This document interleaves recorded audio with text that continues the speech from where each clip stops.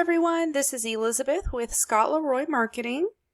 In this tip video, I'm going to show you a workaround using snapshots in designs. So in Command, we'll head to Designs. It's the third applet from the bottom, the paintbrush in a square. You can click the red square with the white KW to expand the name of the applets, and click Designs. Next, you'll head to the top right of the screen and click Create Design. Choose your category and click Continue.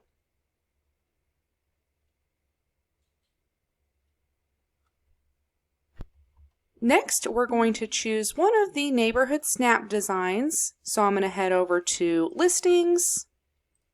You can also choose Buyer and click Neighborhood Snaps. And I'm going to choose one of the door hangers so that it's really large on your end, but you can choose any design. And once you do, click Use.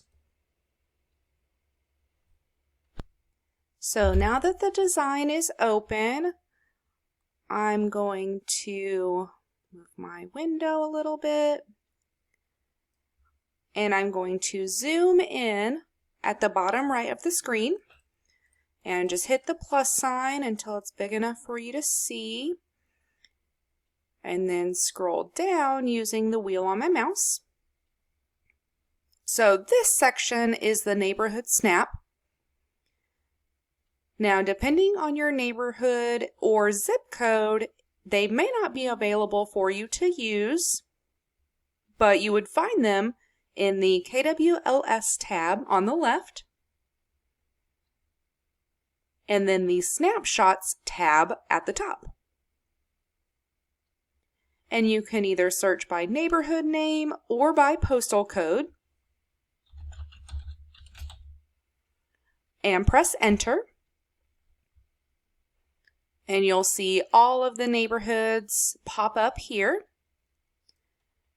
Now you should see a couple of different options for different snapshots to use once the page loads. But we've seen that not a whole lot of neighborhoods have these snapshots loading, and if you do, then the numbers may not be correct. So, our workaround, you're going to want to deselect everything on the page, and you can do that by clicking anywhere in the light gray space surrounding your design. And then click Shapes at the top.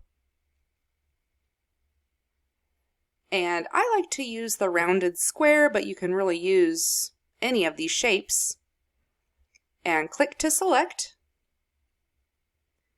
And we'll see it pops it in the center of our design, so I'm just going to click and drag down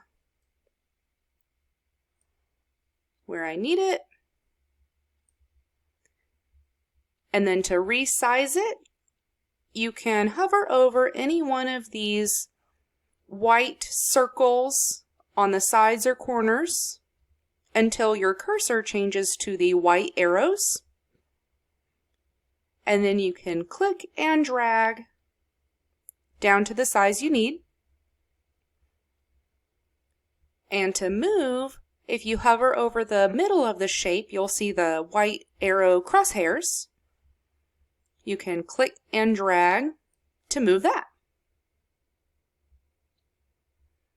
Now I'm going to change the fill color.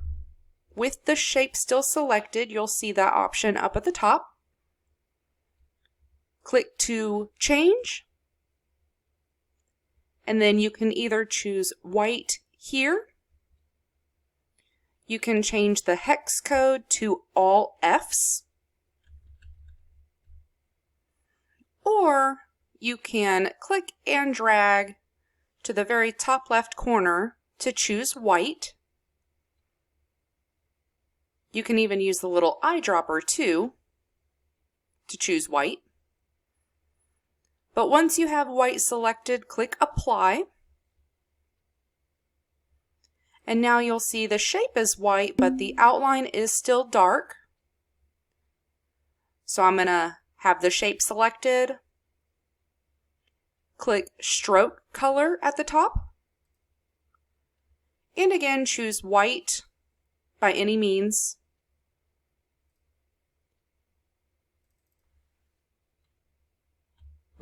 And click Apply. Now when we deselect, you'll see that that shape totally disappears. And now what I'm going to do is click to select one last time. Come over to the top right of the screen, and the button I'm hovering over is Duplicate. It's the two squares overlapping. So I'm going to click to duplicate, and you'll see the new square is now selected and it's kind of off-put from the original square. So now I can click and drag to my next space and repeat. Duplicate, click, drag, and release. Duplicate, click, drag, and replace. Now you'll see this final one is a little larger, so I'm just going to hover over the right side of the square until my cursor changes to white arrows, and click and drag until it's large enough. Now you can also do this for the text within the black box. Again, have everything deselected. Click Shapes. Choose your shape. This time I'll choose a rectangle. And remember, it puts it in the middle of the design, so I have to scroll up here. Click and drag. Resize. I'm going to resize again. I'm going to change the fill color. This time I'm going to choose black, which is 6 zeros. Change the stroke color. Again, black, 6 zeros. Duplicate, click, drag, release. So now we have the black taken care of. So now what you'll want to do is click Text up at the top. Again, after you've deselected everything on your design. Click Text. And I'm going to use Subtitle, just so it's a little bigger. And again, I have to scroll up to see this, because I'm zoomed in so far. But I'm just going to click and drag. And I'm going to resize it a little bit. And I'm going to triple click to highlight all. And so you can see what I'm doing, I'm going to change the color to white. So now you can see what I'm doing. And then triple click to type in the average listing price in this case.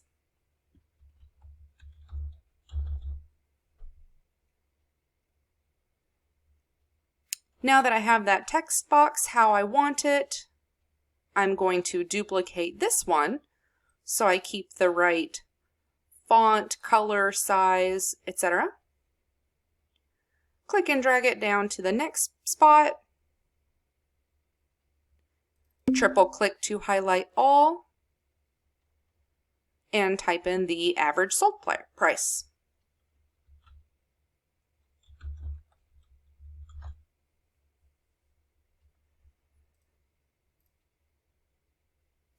Now you can do the same thing for the total active, pending, etc. Clicking text at the top. This time I'm going to choose body text so it's a little smaller. And again, I'm going to scroll up since I'm so zoomed in. Release. Triple click to highlight all.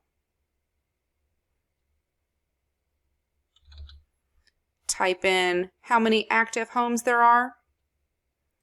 And then you can resize this box and move it.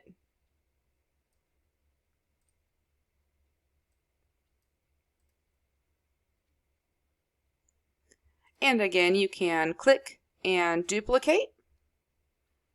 So you can use the same font and size in the rest of the spots.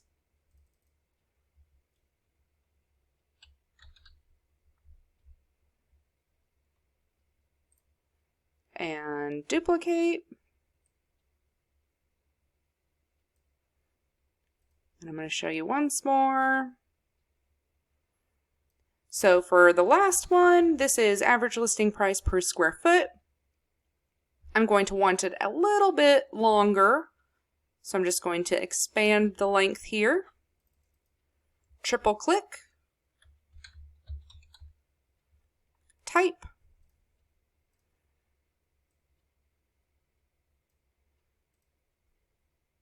And there you have it. If you have any questions about this or anything else that we have here at Scott Leroy Marketing, reach out and we'll be happy to help.